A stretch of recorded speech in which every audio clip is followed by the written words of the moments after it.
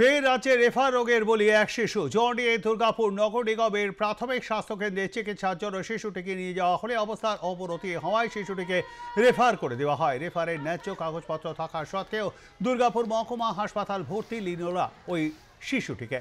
দীর্ঘক্ষণ পড়ে থাকার পর হাসপাতালের মৃত্যু হয় শিশুটির।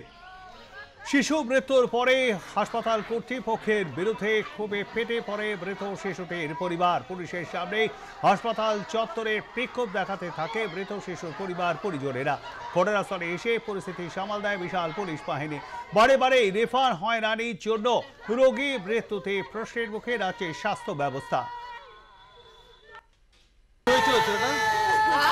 কি হয়েছিল? কোথায় নিয়ে এসেছিলেন? এইখানে বলতে কোথায়?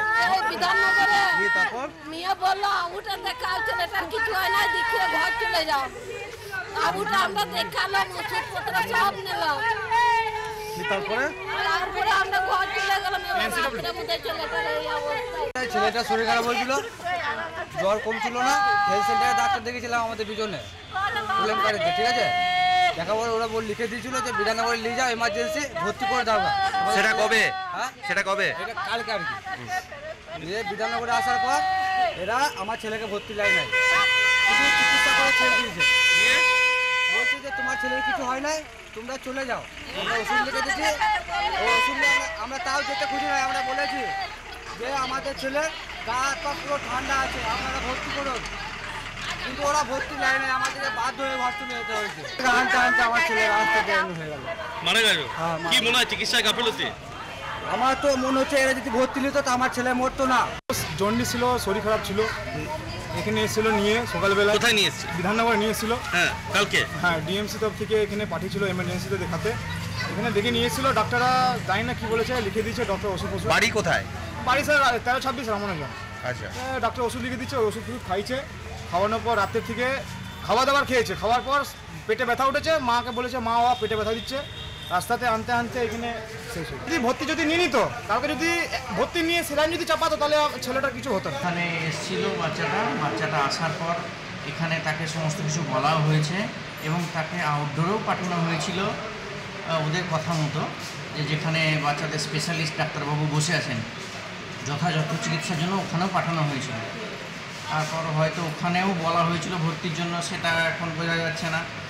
তা ওরা বাড়ি নিয়ে চলে গেছে। কিন্তু আমরা অনেক সময় প্রচুর পেশেন্টের আমি দেখেছি যে আমরা ভর্তি হতে বলি, কিন্তু তারা নিজের ইচ্ছায় কিন্তু ভর্তি হয় না, বারবার বলা সত্ত্বেও কিন্তু ভর্তি হয় না।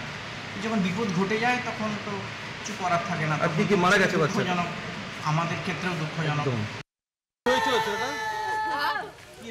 আমাদের সঙ্গে রয়েছেন আমাদের প্রতিনিধি বিকাশ সেন। বিকাশ, হাসপাতালের গাফিলতির অভিযোগ করেছেন, কিন্তু তারা এই অভিযোগকে লিখিতভাবে হসপিটালের সুপার বা পুলিশের কাছে দায়ের করেছেন। দেখো, এই অভিযোগ একেবারেই লিখিতভাবে সুপারকে দিয়েছেন তারা, এবং পুরো বিষয়টিতে সুপার কিন্তু স্পষ্টভাবে জানিয়েছেন যে হাসপাতাল কর্তৃপক্ষের গাফিলতি ছিল না।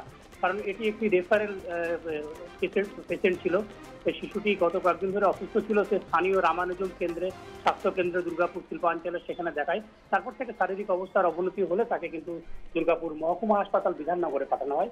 সেখানে কিন্তু তাকে প্রাথমিক চিকিৎসার পরে ছেড়ে দেওয়া হয় এবং পরের দিন তার আবার শারীরিক অবস্থার অবনতি হয় তার বাড়িতে ফেরার পরে। যখন হাসপাতালে ফের নিয়ে যাওয়া হয় আজ সকালে, সেখানে মৃত বলে ঘোষণা করা হয়।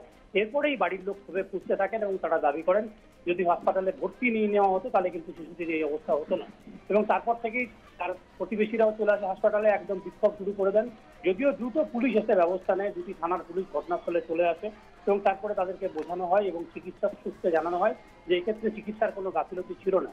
কাজেই পরিস্থিতি নিয়ন্ত্রণে চলে আসে এবং পরিবারের পক্ষ থেকে কিন্তু ইতিমধ্যেই হাসপাতাল সুপারের কাছে অভিযোগ জানানো হয়েছে। অভিযোগ পুরো বিষয়টি তারা খতিয়ে দেখছেন সুপার, কথা কিন্তু জানিয়েছেন। প্রবীণ, ধন্যবাদ আমাদের সঙ্গে থাকবার জন্য বিকাশ।